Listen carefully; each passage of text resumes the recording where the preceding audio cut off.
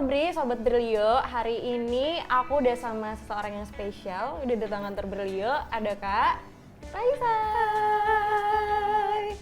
Hai Kak Raisa, apa kabar nih? Baik, alhamdulillah. Terima kasih udah mengajak aku ke sini. Makasih juga udah mau ke sini. Sama-sama. Kemarin aku sempet deh Kak lihat video kayak yang viral itu. Apa sih? Yang viral itu loh. Aku udah tahu nih pasti ngomong nggak buka mulut kan. Iya, aku pengen lihat secara langsung. Soalnya aku pas aku upload video itu aja di caption aku udah nulis siap-siap disuruh kayak gini terus setiap interview. Aku udah siap secara mental. Udah siap ya Kak, udah secara siap. mental udah siap. Okay. Jadi boleh nggak ditunjukin ke sobat-sobat Berlio? Halo sobat-sobat Berlio, berarti harus ngomong. Hah, kok bisa sih Kak? Itulah, itu emang bakat terpendam. Bisa ajarin aku nggak? Jadi caranya kamu tutup mulut aja, tapi kamu tutup mulut. Kamu tetap ngomong dengan determinasi tinggi bahwa suara kamu akan kedengeran. Kamu manifest. Nggak bisa. Jadi caranya cuma 3 gini aja kayak biasa, tapi keluarin sedikit ada udara di sini. Aduh nggak bisa Kak. Nanti udah menyerah. Nanti deh aku minta aja. Nanti ya les dulu.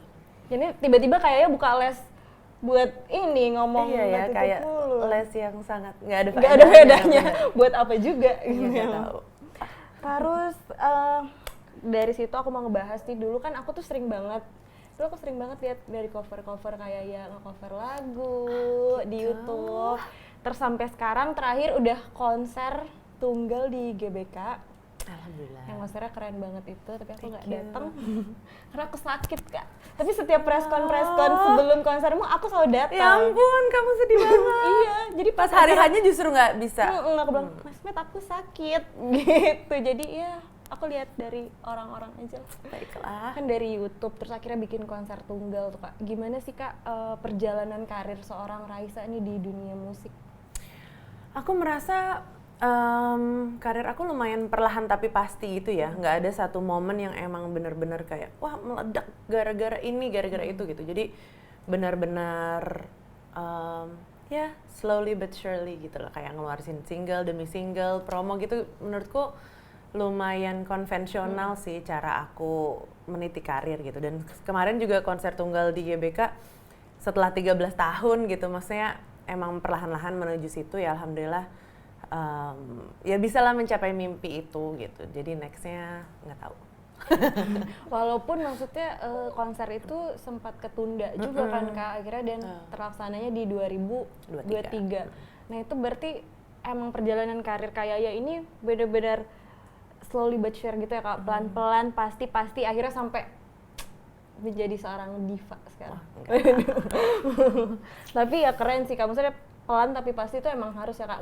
Berarti dari Kaya sendiri nggak ada yang dikejar langsung, gue harus ini gitu. Sebenarnya sih mungkin dulu aku lebih ambisius ya daripada sekarang. Cuma aku lebih ambisiku tuh lebih ke aku pengen nyanyi di sini atau enggak aku pengen apa ya? Even waktu aku belum keluar album pun kan aku reguleran gitu kayak di kafe dan lain-lain gitu. Aku happy-nya tuh cuma ya karena aku bisa nyanyi aja gitu, karena ada nyanyi terus ada yang nonton walaupun nontonnya sama makan dan lain-lain. Tapi aku kayak ambisiku tuh pada zaman dulu ya, sekarang juga sih hanya sebatas kayak aku pengen nyanyi terus, pengen nyanyi di sini, pengen nyanyi di situ. Jarang gitu tentang apa namanya, misalkan pengen viral atau pengen ini, pengen sesuatu yang nggak ada hubungannya dengan nyanyi gitu. Jarang sih aku bermimpi seperti itu. Berarti dulu waktu kayak ya masih nge-cover lagu, nyanyi di kafe, ada nggak sih kayak gue harus terkenal nih, harus punya konser tunggal? Pernah nggak sih Kak terbesit hal kayak gitu? Aku sih lebih pengen punya album pada saat itu. Jadi kayak nggak kebayang konser karena aku lumayan apa ya, lumayan introvert. Jadi pada saat aku reguleran pun kan aku kayak agak nggak dipeduliin sama orang gitu kan, kayak agak di belakang gitu, terus kayak udah seneng aja nyanyi sama teman-teman gitu. Nah pada saat itu tuh ngebayangin untuk konser harus menyapa orang, interaksi kayak gitu tuh mungkin masih takut gitu. Tapi aku ngebayanginnya sih pengen punya album, pengen banget punya album. Jadi kalau misalkan aku lagi apa namanya ke toko CD, toko kaset waktu itu tuh kayak ngelihat kayak album-album di dinding gitu, kayak kapan ya suatu saat ada mukaku di situ gitu. Terus gimana ya caranya supaya mukaku ada di situ tapi nggak dilupain gitu, nggak cuma satu album kayak gitu. ngomongin soal karir nih kayak ini kan udah memasuki 6 tahun kayak ya berkarir terus punya keluarga juga gitu. Tantangan apa sih Kak yang paling berat sambil berkarir dan punya keluarga gitu?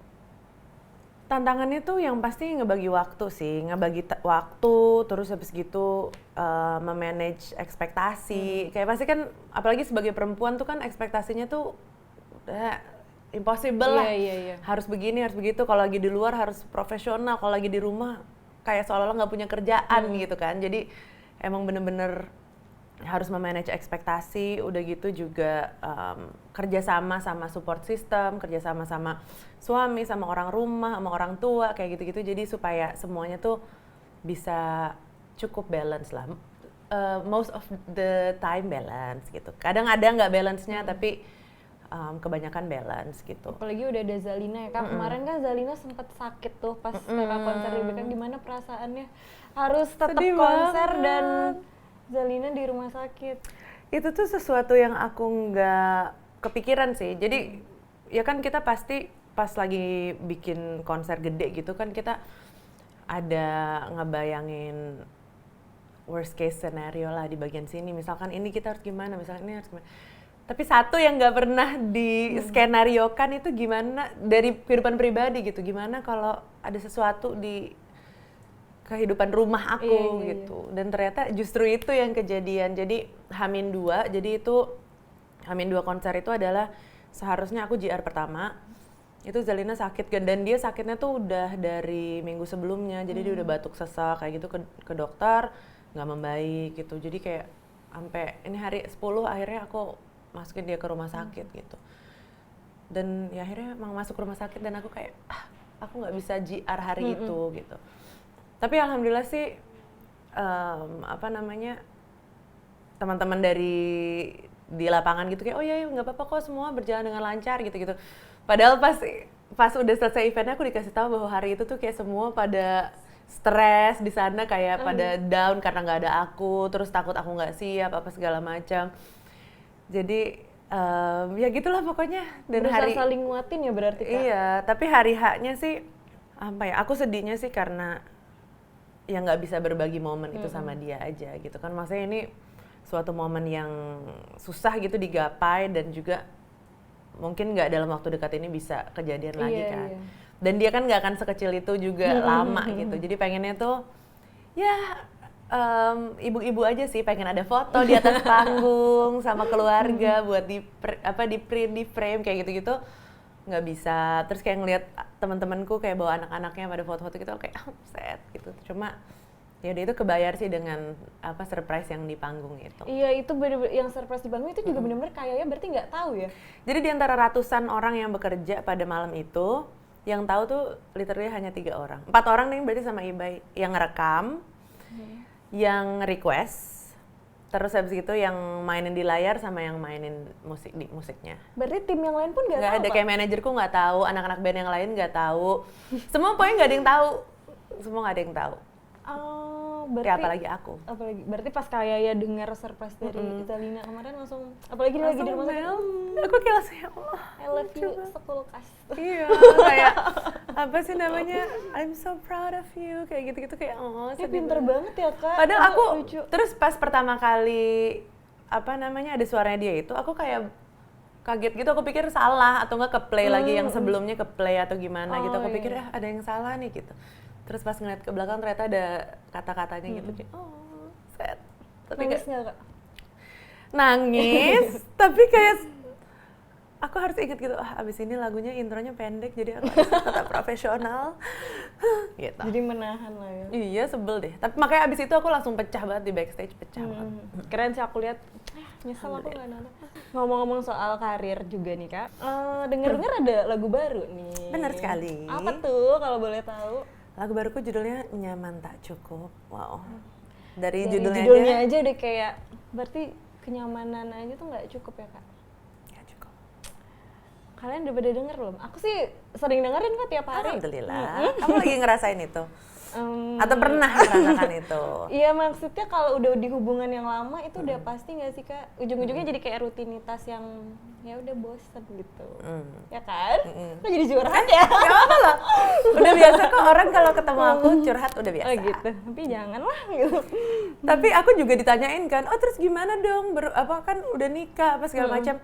Ya nyaman tak cukup, tapi kan bukan berarti ya udah abis itu harus pisah atau apa gitu kan. Nyaman tak cukup, disadari, terus apa namanya, dan kita harus mikir gitu, ya udah terus kita harus ngapain gitu. Salah satunya ya usaha, kita tetap ya apalah pokoknya sesuatu yang tetap bikin kita excited about one another. Terus kayak kita punya goals yang sama, kita sama-sama kayak oh pokoknya tahun ini kita harus liburan ke sini. Wah, kita lihat-lihat gambar bareng-bareng kayak gitu kan menurutku dalam hubungan tuh seru gitu, nggak yang cuma oh ya hai tidur kayak ya baik gitu kerja. Tiap hari kayak gitu.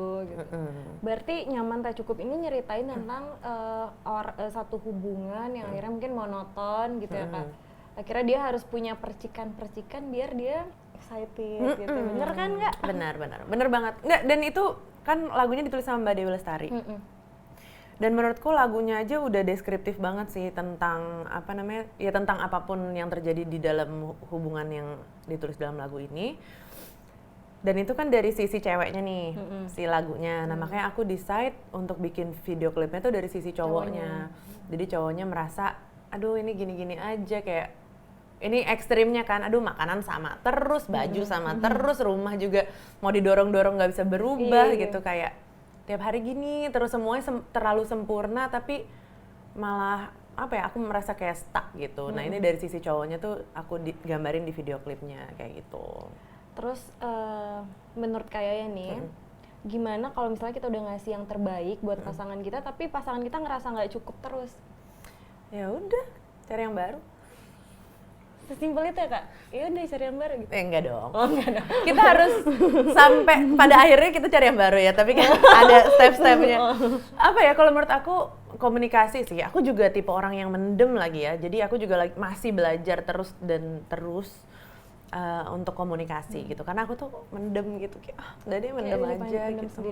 Gitu. Tapi aku belajar untuk komunikasi, ngasih tahu kalau aku nggak nyaman atau nggak aku kayak pengen ada sesuatu ya apa gitu. Kadang-kadang aku merasa cowok tuh emang nggak bisa disuruh nebak-nebak gitu, kayak harus kasih tahu gini oh ya udah gitu.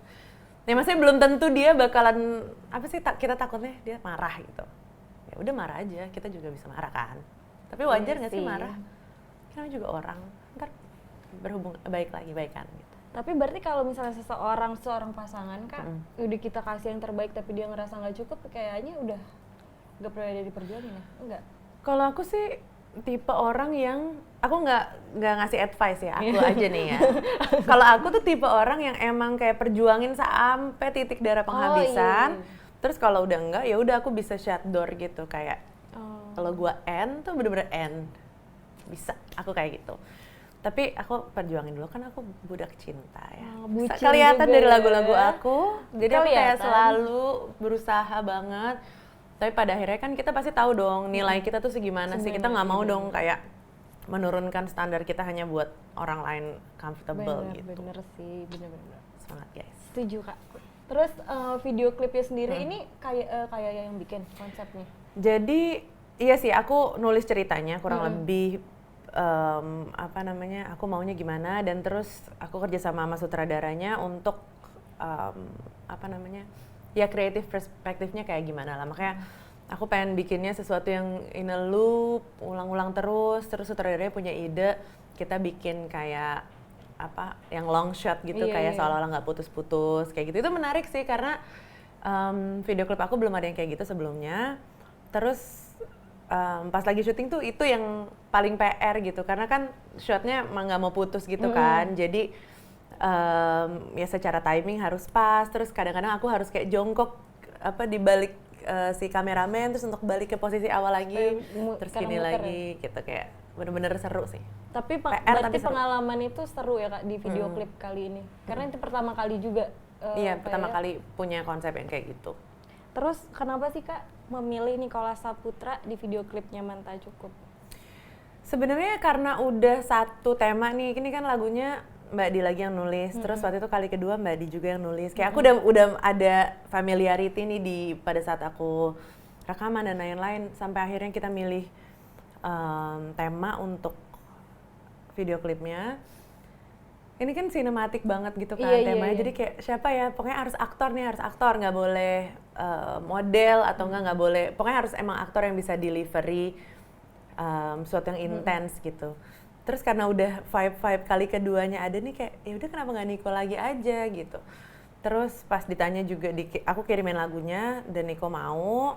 Juga kita sempat ngobrolin konsep segala macam, kira-kira apa yang bakalan seru. Terus ya udah dia mau mengerjakannya, terus kita sekalian sambungin ke kali kedua. Anggap aja ini pasangan yang waktu itu udah bersama lagi. Terus ternyata kehidupan bersama yang lama itu tidak seindah itu. Iya benar juga ya Kak. Terus kedua pasang ini si sepasang kekasih ini kayak menemukan masalah-masalah baru di long term relationship mereka gitu. Terus pengalaman yang paling selain yang tadi Kakak bilang pertama kali yang muter-muter itu, pas bikin video klipnya, pengalaman apa sih Kak paling seru lagi? Di video klip ini mungkin aku udah pernah nge-co-direct di 2 video klip sebelumnya. Jadi aku kayak sekarang lagi seneng ngelakuin itu gitu. Karena video klip yang sebelumnya tuh aku lebih peduli di pas rekaman kayak gitu-gitu, pas video klip aku lebih udah dia terserah sutradara gitu. Tapi semenjak Kutukan, terus Jangan Cepat Berlalu, Bertahan Atau Pergi, sama Nyaman Tak Cukup, aku mulai seneng ngedirect gitu. Jadi aku ngedirect bersama dengan sutradaranya, nge-co-direct. Dan karena aku benar-benar punya visi yang clear banget tentang cerita di video klip ini, jadi aku kayak ala-ala bisa ngarahin Nico kayak gini. Terus kayak misalkan ditanya ini cowoknya kira-kira perasaannya lagi apa nih? Oh ini perasaannya tuh kayak gini. Jadi dia nggak marah, cuma dia frustrasi gini-gini. Jadi coba kamu jangan kayak marah gitu, tapi kayak lebih kayak frustrasi. Oke. Sok-sokan. Tapi itu seru sih, kayak ya ternyata ternyata bisa juga menuangkan kreativitas di nggak cuma di nyanyi, di musik, aransemen, tapi juga di di video klipnya. Setelah dari Nyaman Tak Cukup ini nih Kak, apa sih Kak next dari Kak Yaya sendiri? Nextnya ada sih beberapa kolaborasi yang akan menarik, cuma masih in the works, jadi belum bisa dibocorin sekarang. Karena kan kemarin pas rilis Nyaman Tak Cukup, terus bulan puasa kan, jadi promonya tuh lumayan pause dulu, dicicil-cicil, jadi nanti setelah bulan puasa mungkin kita akan jalan dengan campaign Nyaman Tak Cukup lagi. Kak, kan kita udah ngobrol-ngobrol nih tentang karir, tentang Nyaman Tak Cukup juga, single terbarunya Kak Yaya. Abis ini kita mau main games ya? Boleh dong. Boleh? Oke. Oke, games ini ya? Oke, aku udah curiga sama ini dari tadi. Ini ada sesuatu gitu. Nanti kan ini ada beberapa lembar-lembaran kertas. Jadi nanti kita gantian ngambilnya. Nanti pas udah misalnya aku yang ngambil, Kakak nanti sebutin, ini adalah selebriti luar negeri. Oke. Selebriti luar negeri. Nanti Kakak sebutin tanpa suara. Oke. Berarti aku dulu ya, Kak. Kok dua?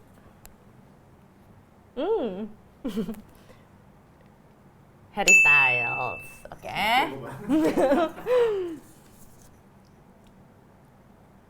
Justin Bieber. Gampang nih kayaknya. Gampang ah. Oke. Emma Watson. Oh. Rihanna. Rihanna.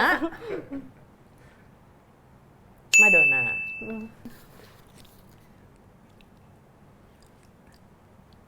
Bit.